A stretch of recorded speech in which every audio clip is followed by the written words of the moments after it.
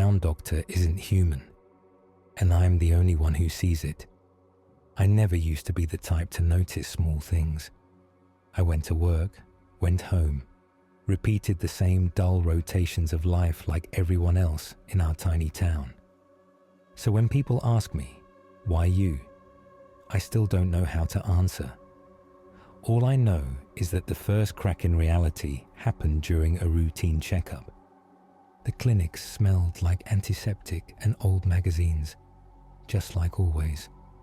The same nurse weighed me, joked about my terrible eating habits, then led me to Dr. Harrow's office. He'd been the town doctor for as long as I could remember. My mom talked about seeing him as a kid, and she looked exactly like I do now in those photos, meaning he should have aged. People do that. They get wrinkles, they change. And yet Dr. Harrow always looked maintained, like a statue being polished when no one was watching. When he walked in that day, he greeted me with a smile that showed every tooth too evenly. I didn't think anything of it until I noticed the faint clicking sound. It wasn't loud, just a gentle tick-tick-tick under his breath whenever he paused to think. I assumed it was a pen tapping or a loose piece of equipment, but his hands were still, and his mouth was closed. He pressed the stethoscope to my chest. "Deep breath," he said. Something in his voice felt delayed, as though it didn't sync with his mouth.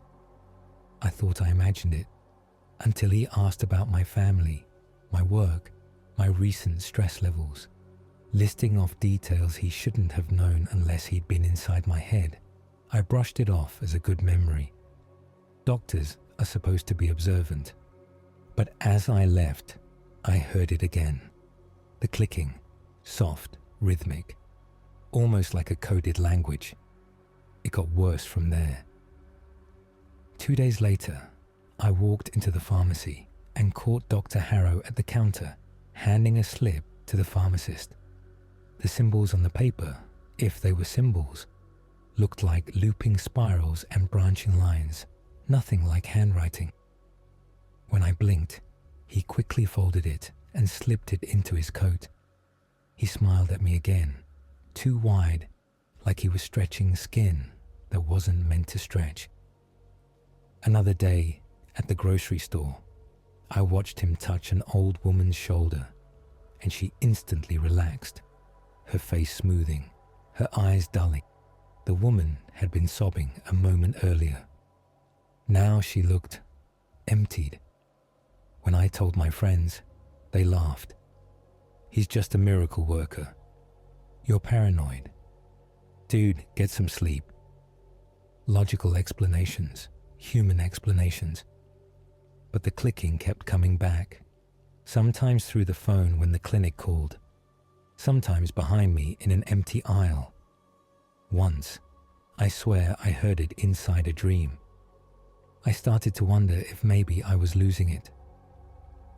Eventually I got desperate and went into the library archives, dusty town records, old newspapers, yearbooks, and there he was, Dr. Harrow, in a photo from 1945, same face, same posture, same smile, not younger, not older, exactly the same. My hands shook so badly I dropped the binder.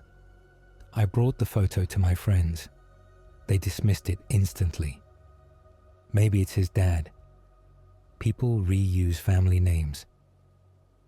Old photos always look weird. They didn't see what I saw, that frozen, careful expression, like someone trying to imitate being human. The more I noticed, the more the town felt wrong. People who visited him frequently moved differently, slower, more synchronized.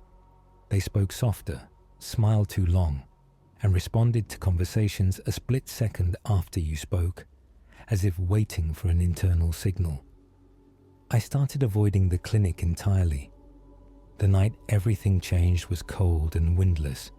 The clinic lights were off when I approached, but the door was already cracked open, as though expecting me. Inside, the darkness felt thick. The air smelled sterile and metallic. I crept past exam rooms filled with equipment I didn't recognize. Needles with no tips, glass tanks filled with cloudy liquid, and screens showing diagrams of the human nervous system mapped out like constellations. Then I found the back room. On the wall hung a huge map of the town, glowing softly. Little pulsing dots marked every house, every apartment, every person. They blinked slowly, all in sync, except mine, which flickered erratically, like a bad signal. Something was wrong with me. Or maybe something was right. Behind me, footsteps made no sound, but the air shifted. "You've seen too much," Dr. Harrow said gently. I turned. He was standing inches away, as if he hadn't walked at all, just appeared. His eyes looked calm, almost sympathetic. "You're not adapting like the others," he said. "But you will. Humanity always adapts." He placed a hand on my shoulder. I expected pain, paralysis, mind control. Instead, I felt understanding, a rush of alien logic, cold and precise, pressed against the edges of my thoughts, patterns I couldn't decipher, purposes I couldn't comprehend. I felt something inside me stretching, reshaping. I screamed or tried to. No sound came. Then everything went black. I woke up in my bed. No idea how I got there. The town feels different now, quiet, softer. People walk with that slow, serene rhythm. Their smiles last a second too long. Conversations crash behind that half-second delay. Then I started hearing it, the clicking, not from outside anymore, inside my own head, soft, rhythmic, purposeful. I understand now, in a way that terrifies me. The doctor isn't here to harm us. He's here to prepare us. And every day the clicking grows a little louder. And I agree with him a little more.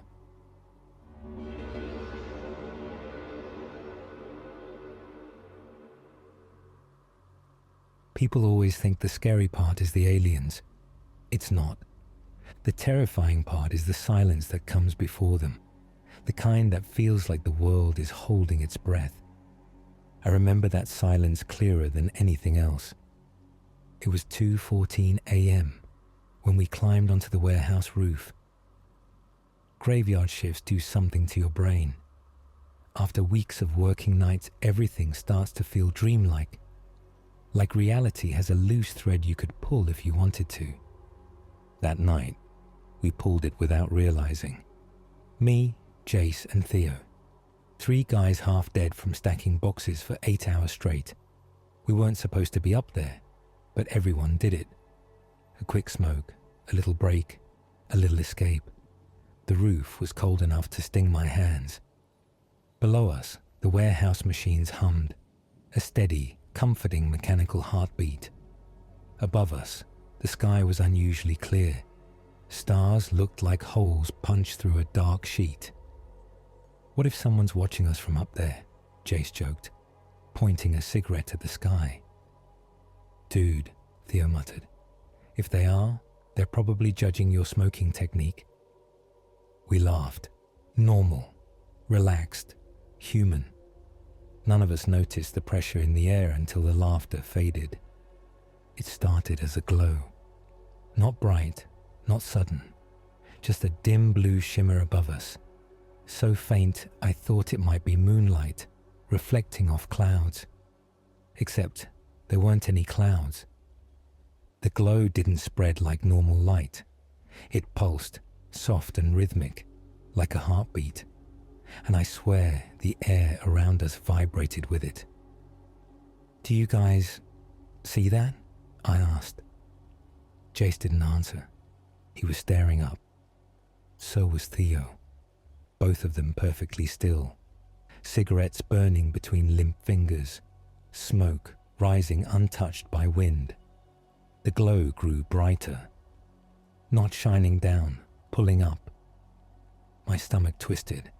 A wave of nausea hit me hard enough that my knees buckled. The air thickened like moving through syrup. I reached for my friends, but my arms moved in slow motion. Then the sound hit. Not a roar, not a beam, not anything dramatic. A hum. Warm, soft, almost comforting. That made it worse. Jace's feet lifted off the roof first, inches at a time. His face was blank, eyes wide but unseeing. Theo followed, rising like a puppet on invisible strings.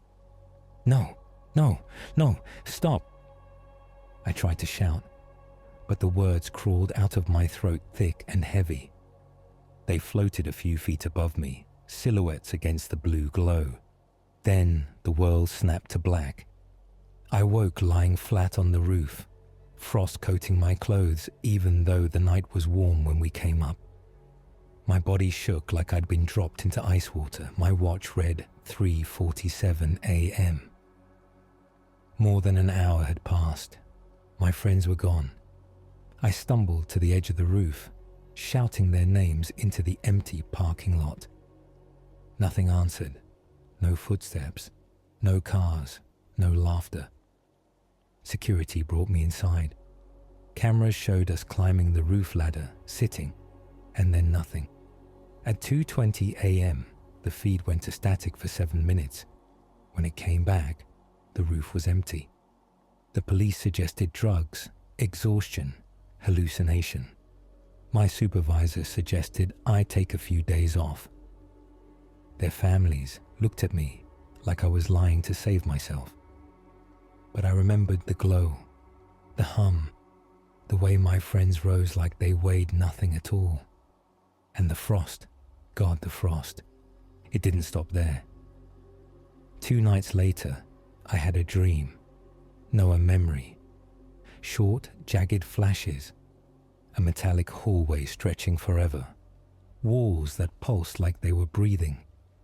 A distant clicking sound synchronized with my heartbeat. Then I saw them.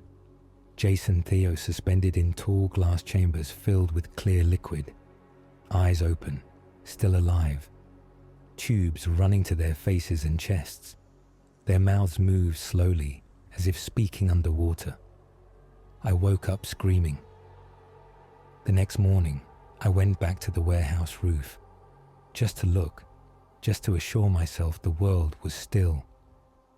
Normal. That's when I saw them. 3 circular scorch marks. Perfectly round, perfectly spaced, like landing points or selection points. 2 had already faded slightly, but the third was fresh, still warm to the touch. Mine. That's the part that people don't understand.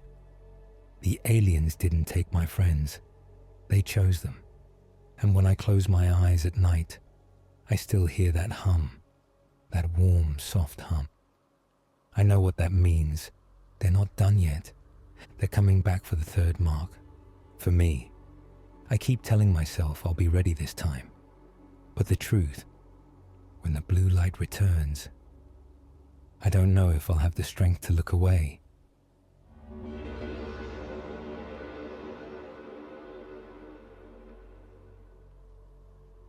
People think our world is quiet. They think space is silent.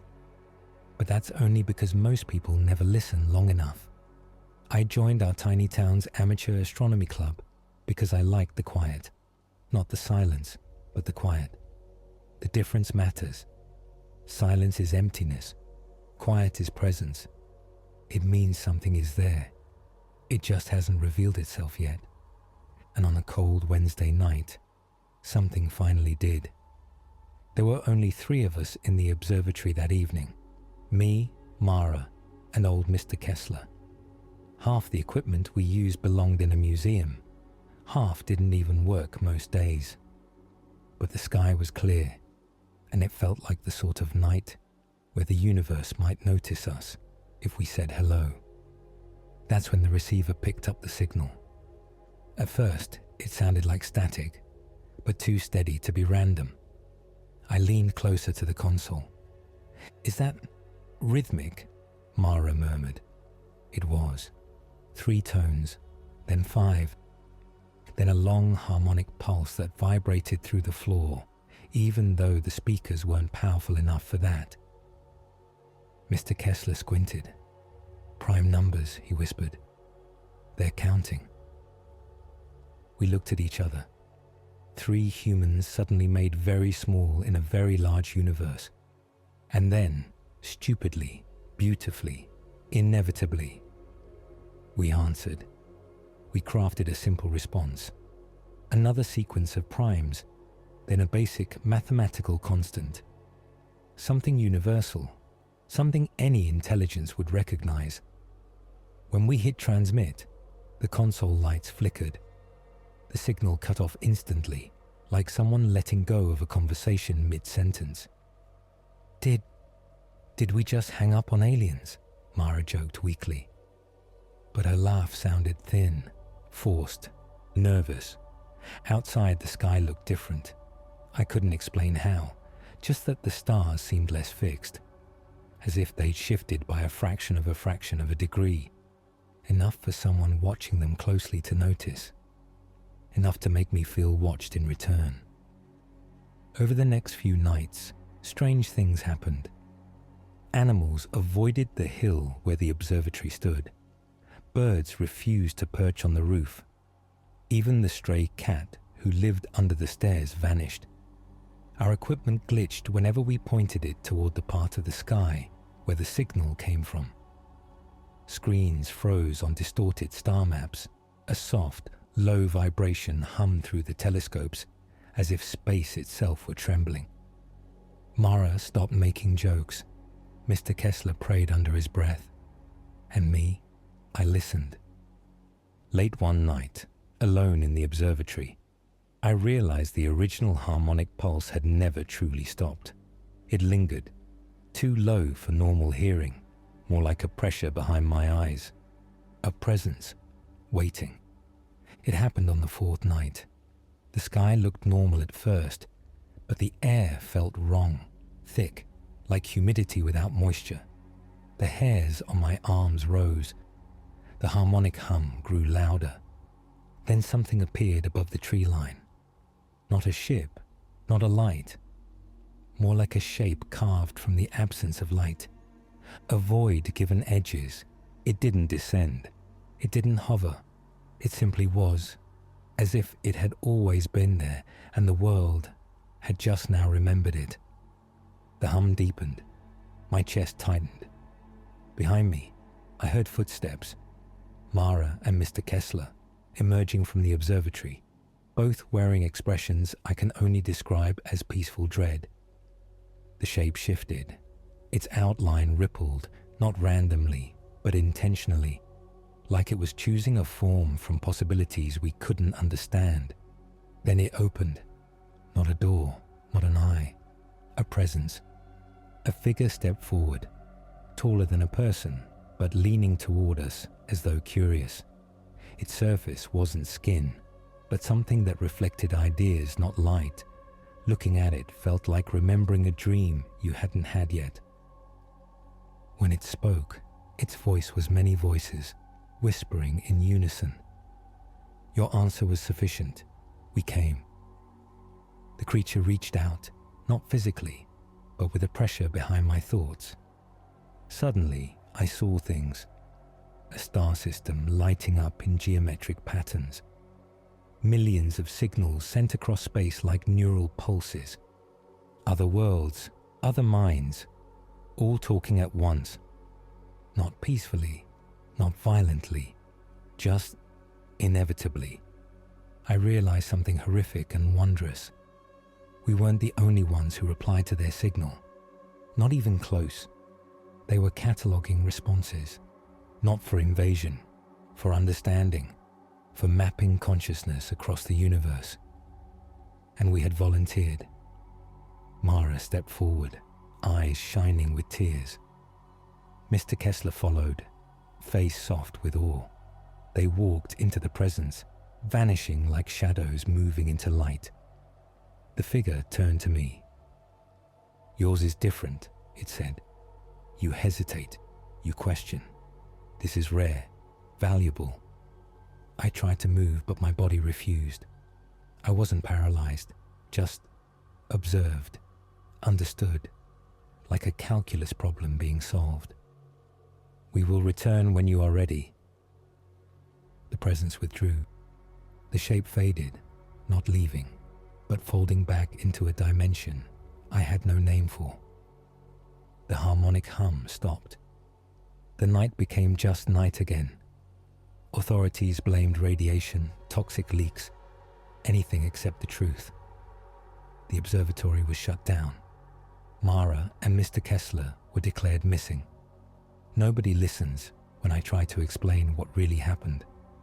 But at night, when everything else is quiet, I hear it again.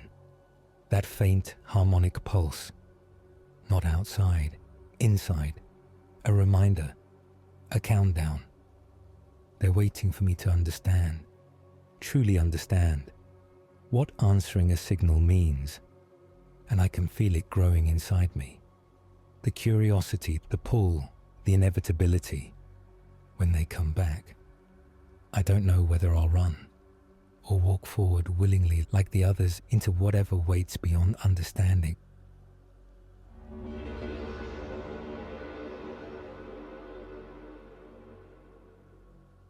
I still don't know how to describe the exact moment when things changed. People like to imagine a sudden shift, a blinding flash, a trembling earth, some cinematic cue announcing the start of something impossible. But that's not how it happened. It began with a feeling, a heaviness in the air, a sense that something in the world had tilted, just a fraction of a degree. I noticed it while locking up the bookstore where I worked the late shift. The night felt wrong, too quiet, too still. Even the traffic from the highway sounded muted, like someone had turned down the volume on reality. As I stepped outside, I felt an urge to look up, and that's when I saw it.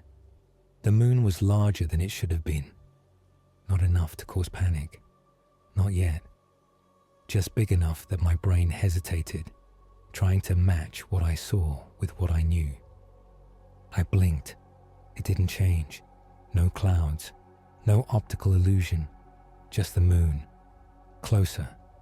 A little too close. Most people didn't notice at first. When I got home, I mentioned it to my roommate, Evan. He laughed. The moon changes size all the time. Atmospheric lensing, whatever. You're tired. Maybe I was. But as I lay in bed, the feeling stuck with me. That sense of heaviness, like gravity itself was leaning in. At some point after midnight, I woke up without knowing why. My room was brighter than usual. Moonlight spilled across the floor, an unnatural shade of silver blue that made even familiar objects look wrong. I should have stayed in bed. I should have pretended not to notice. But something pulled me up, like a gentle hand guiding me. When I stepped outside, half our street was already out there. Neighbors in pajamas, barefoot on their lawns, all looking upward with a quiet dread that none of us spoke aloud. Someone whispered, "Oh my God." The moon filled nearly half the sky. It looked close enough to touch, close enough to fall. And as we stared, a sound began. Soft, faint, a whispering. It wasn't wind, it wasn't trees. It was voices. At first, I thought it was just fear playing tricks on me. A mass hallucination brought on by panic and sleeplessness. But the others heard it too. "You hear that?" someone murmured. The whispering drifted down, not from the moon itself, but from the space around it, as if something invisible hung between us and it, murmuring just below the threshold of understanding. The voices didn't sound human. They layered over one another, thousands of soft tones weaving into a pattern that felt intentional, mathematical. It reminded me of the feeling of reading a sentence in a language you don't understand, but somehow sensing the meaning anyway. The meaning here was simple. Come closer. Not a threat, not a request, an invitation. We should have run inside, locked our doors, closed our blinds. Instead, we moved forward without realizing we were moving. Half our neighborhood drifted into the middle of the street, eyes fixed on the sky, not possessed, not controlled. More like we were being guided toward understanding something vast. A man shouted from somewhere behind us, "Stop looking at it, stop!" But the words felt distant, like hearing someone yell underwater. I didn't turn. None of us did. The whispering grew clearer, separating into distinct tones.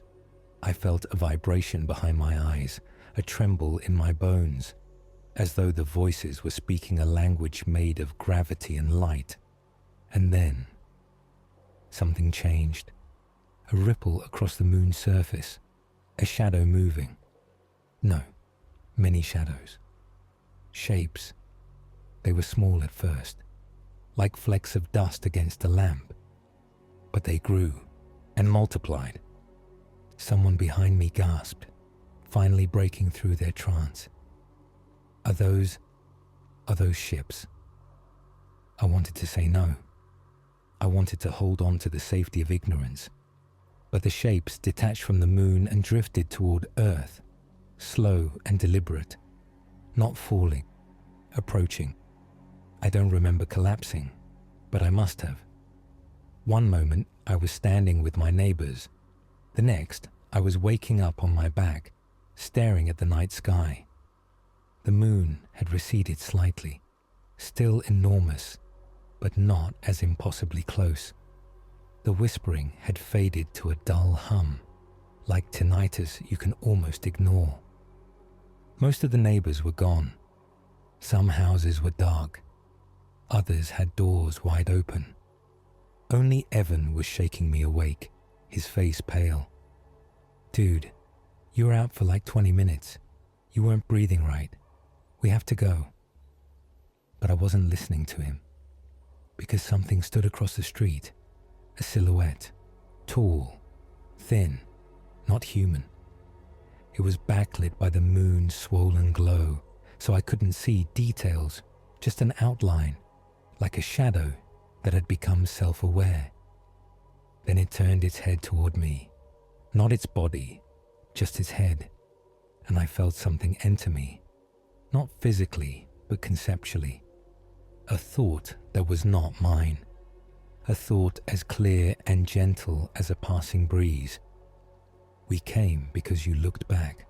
I blinked, and the figure vanished, not walked away, not faded. One moment it was there.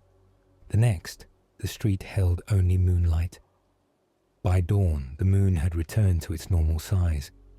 The news blamed atmospheric distortion, mass panic, solar flares.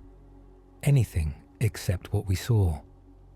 People who remembered were told they were mistaken. People who insisted were dismissed. People who vanished were simply not mentioned.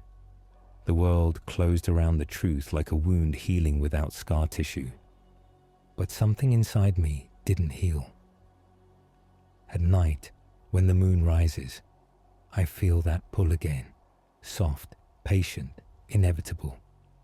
Sometimes the whispering returns, just lightly enough to remind me it's not gone. I think about the figure across the street, about the thought it placed inside my mind. "We came because you looked back." I don't know what that means. Not fully, not yet.